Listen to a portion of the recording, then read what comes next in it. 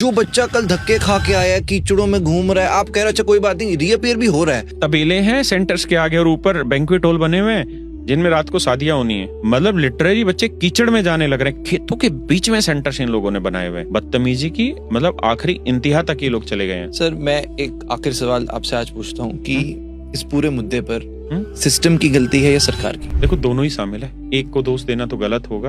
अभी आपने एक सुना होगा, दिल्ली पुलिस की कहानी है। 4-5 दिन पहले दिल्ली पुलिस में एक इंस्पेक्टर है, वो 1 करोड़ की रिश्वत लेते गिरफ्तार हो गया। आज फ्रंट पेज पे दिल्ली पुलिस के सीपी साहब का बयान आ रखा है।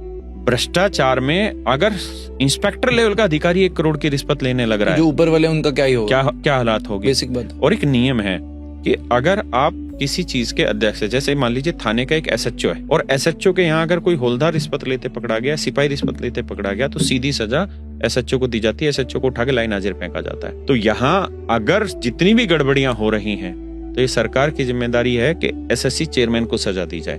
हमने किसी भी इंटरव्यू में ये तो कहा ही नहीं कि आप वैकेंसी बढ़ा दो, क्योंकि हम जानते हैं कि आप वैकेंसी तो बढ़ाएंगे ही नहीं किसी हालत में। हम तो ये कह रहे हैं कि हमारा अधिकार तो है 1000 लीटर पानी पर, आप दे रहे हो 1 बूंद, लेकिन हम तो ये कह रहे हैं उस 1 बूंद को है ना तड़पाओ मत। उसी 1 बूंद को पिलाने के लिए हमें कहोगे जा पहले 20 किलोमीटर रनिंग लगा क्या, फिर हमने रनिंग पूरी की, फिर कह रहे नहीं तेरे सांस चढ़ता हुआ दिख नहीं रहा, तू दोबारा से जा। मतलब 1 बूंद देनी है तो उसको इज्जत से दे दो।